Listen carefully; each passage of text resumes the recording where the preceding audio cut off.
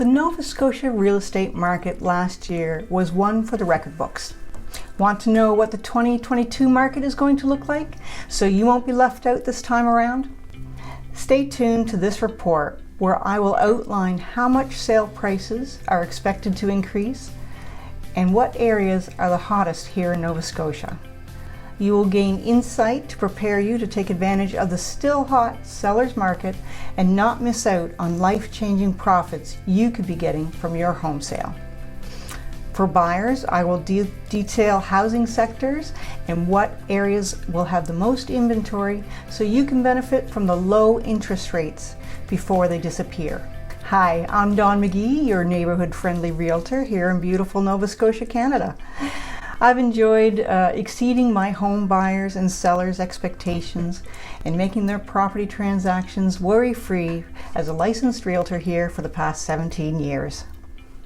For Nova Scotia, home prices this past year saw a 20% increase province-wide.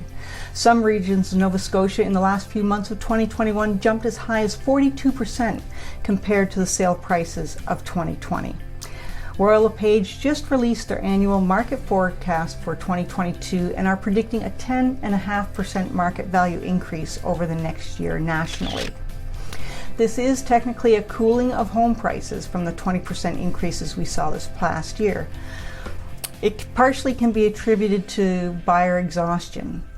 Some buyers inquiring from away have given up searching for a new life in Nova Scotia due to the amount of competition they faced, and instead decided to stay put or change their search to another area of Canada. The Bank of Canada is expected to increase the mortgage rate multiple times over the next year. This may encourage gun-shy buyers to get back in the game before the mortgage rates get too high. Buyers are going to have to expand their property searches and think outside the box if they want to enter the Nova Scotia housing market this year. Being flexible with crossing off some desired features from their lists and keeping them as future add-ons would definitely open up their selection for most buyers, such as adding a garage or perhaps an in-law suite later on. Much of this year's busyness had to do with responding to tons of inquiries from buyers. Upon activating a new listing, the listing agent had to be prepared from day one for a barrage of leads from the buyers and from other agents. A well-priced listing could get as many as 30 to 50 showings in the first few days, and then an average of 10 offers was not uncommon. Records were broken this year for sold over list price and for the number of competing offers received on a property. Properties being sold for $50,000 to $75,000 over ask was not uncommon, and some of them had no or few conditions. Many of these buyers were from out of province, so they needed to be educated on various areas of Nova Scotia and rural services such as wells and septics. With such low inventory, this meant we as realtors had to be scouring the MLS system multiple times a day so we didn't miss any new listings that might fit our buyers' criteria. I personally would set my buyer leads up with 2 different alert systems, as well as research for sale by owner listings, watched sneak peeks on social media, and did some cold callings to see if owners were interested in selling to my buyers. This inventory in Nova Scotia is the strongest in Cape Breton and southern Nova Scotia. These properties are older, more modest, and definitely more rural. Shelburne and Digby counties on the South Shore have the highest amount of inventory with 4 months worth. Whereas Lunenburg County, which is the closest to Halifax within an hour, has the highest selection within that bubble of 2.1 months.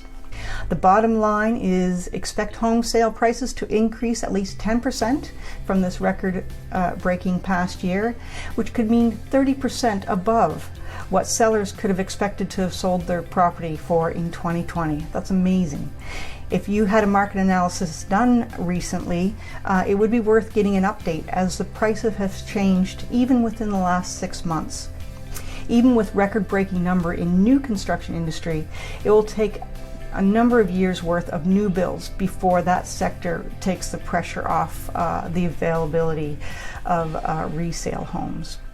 Hopefully, with the opening up of the skilled labor immigration again and the public putting pressure on municipalities to make changes to zoning, Nova Scotia will make gains in the housing availability faster than currently expected.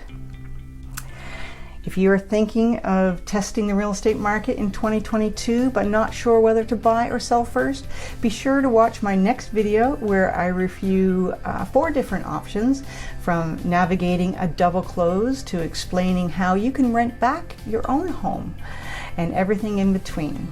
Be sure to watch and find out which option may fit your situation. If you find yourself here at the end of my video, I hope that means you enjoyed my content and found it valuable. Why not give this video a thumbs up and drop a line below with your comment or questions. Be sure to subscribe to this video so that any new videos I make will go right to your inbox.